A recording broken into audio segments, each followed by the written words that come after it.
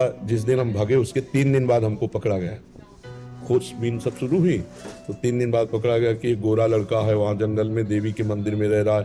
तो पहले बड़े भाई आए तो उनको तो कठोर शब्दों से कह के, बहुत विवेक प्रवीण था, बचपन में भी बहुत विवेक प्रवीण था, मतलब प्रवीण ना होता तो संसार की यात्रा काटते हुए भगवान ऐसे कैसे लाते।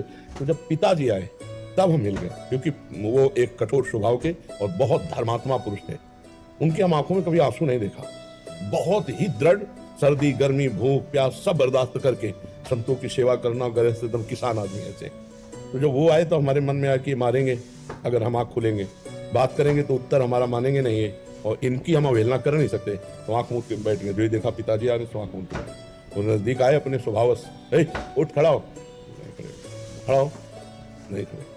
तीसरी बार का आप खड़ा हो जाए तो हमें लगा डंडा पड़ेगा, चौथी बार तो खड़े हो गए, बच्चे ही थे, खड़े हो गए। तो चाचा जी वगैरह उनको बड़े भैया कहते थे, तो हम भी पिताजी नहीं कहते थे, हम भी बड़े भैया कहते थे। तो उनका बड़े भैया आपसे प्रार्थना करें, उनका बताओ, उनका ये जिंदगी भगवान के नाम है, आप चाहे काट डालो ना घर जाएंगे ना आपकी बात मानेंगे।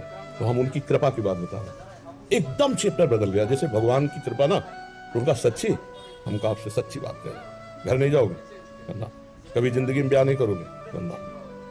पूरे खड़े हो जाओ, खड़े हो जाओ, ऐसे छाती से लगाओ, कहा राम राम राम, 3 बार ऐसे छाती से राम राम राम ऐसे कहा।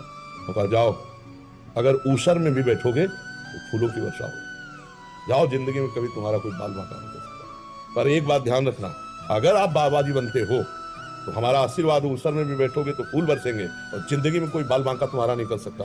और अगर कहीं किसी की बहन बेटी देखी तो फिर तो हमका जिंदगी में आप इस बात को कभी नहीं सुनोगे। तो वो तो पधार गए, कई वर्ष हो गए उनको पधारे।